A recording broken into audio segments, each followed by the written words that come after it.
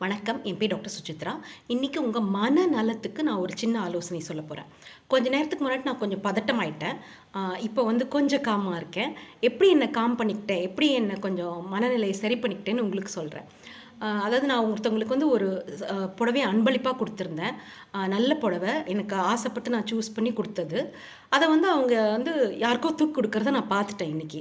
கொஞ்சம் கஷ்டமாயிடுச்சு எனக்கு. நம்ப அவங்களுக்குன்னு சொல்லி வாங்கி குடுத்தது, அவங்களுக்குன்னு எஃபர்ட்டு, காசு எல்லாம் போட்டு வாங்கி குடுத்தது இப்படி தூக்கி குடுத்துட்டாங்களேன்னு. ஆனா வந்து அதுக்கப்புறம் என்ன நானே சரி பண்ணிக்கிட்டேன். ஏன்னா வந்து நீங்க அன்பளிப்புன்னு குடுத்துட்ட பிறகு, அத அவங்க என்ன பண்றாங்கன்றது உங்க கையில கிடையாது. நீங்க எதிர்பார்க்கவும் கூடாது. நீங்க அவங்களுக்கு குடுத்துட்டீங்க. அவ்வளோதான். அதே போல தான் வந்து நீங்க ஒரு காலேஜ் ஃபீஸுக்குன்னு காசு குடுத்தீங்கன்னா, அவங்க காலேஜ் ஃபீஸ் கட்டாம வேற ஏதாவது பண்ணிட்டாங்கன்னா, நீங்க காலேஜ் ஃபீஸ் தான் கட்டணும்னா, நீங்க நேரா காலேஜ்ல கட்டுங்க. அந்த குழந்தைக்கு கையில குடுக்காதீங்க. குடுத்தீங்கன்னா, அது என்ன செலவு பண்ணுதுன்னு தெரியாது. அதனால நீங்க குடுத்துட்டீங்கன்னா, இதுக்கு தான் போணும்னா, நீங்களே அத பண்ணணும். இல்ல, அது குடுத்துட்ட பிறகு அது உங்களோடது இல்ல அப்படின்னு நீங்க மனநிலைக்கு உங்க காம் பண்ணிக்கலாம். வணக்கம்.